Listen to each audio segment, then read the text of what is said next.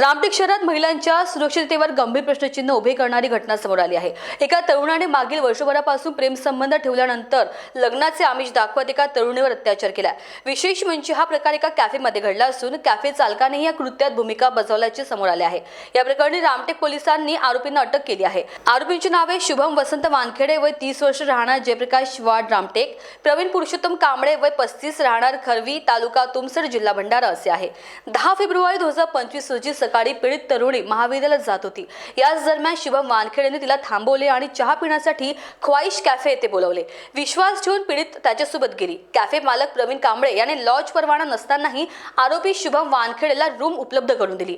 कोणतेही ओळखपत्र न विचारता रूम देण्याचा प्रकार अत्यंत गंभीर आहे। सकाळी 10:30 ते 11 दरम्यान आरोपी शुभमने रूममध्ये पीडितेसोबत अश्लील वर्तन सुरू केले। तिने विरोध केला असता त्याने लग्नाचे आमिष दाखवत जबरदस्तीने तिच्यावर लैंगिक अत्याचार केला।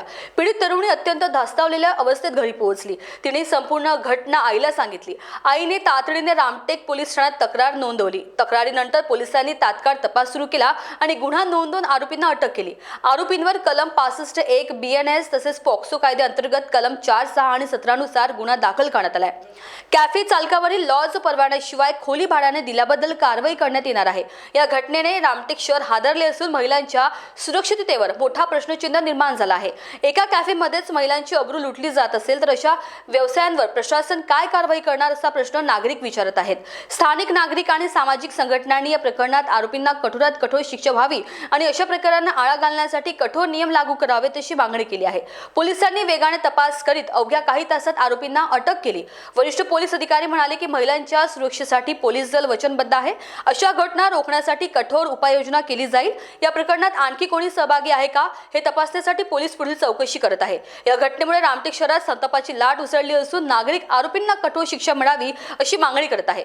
यापुढे कोणत्याही कॅफे किंवा लॉजमध्ये परवाना नसताना खोली दिल्यास थेट कारवाई करण्यात यावी अशी मागणी पुढे येत आहे। कॅफेमध्ये अवैध रूम भाड्याने देणे आणि महिला सुरक्षेच्या घटनांकडे दुर्लक्ष करणे हे गंभीर आहे।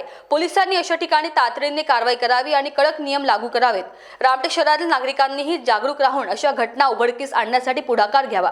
रामटेकमधील महिलांनी सतर्क राहावे, अशा घटना लपवू नयेत आणि त्वरित पोलिसांशी संपर्क साधावा। महिलांवरील अत्याचार सहन न करता कायद्याची मदत घ्यावी। महान्यूज सहनकरिता पंकज चौधरी, रामटेक, नागपूर।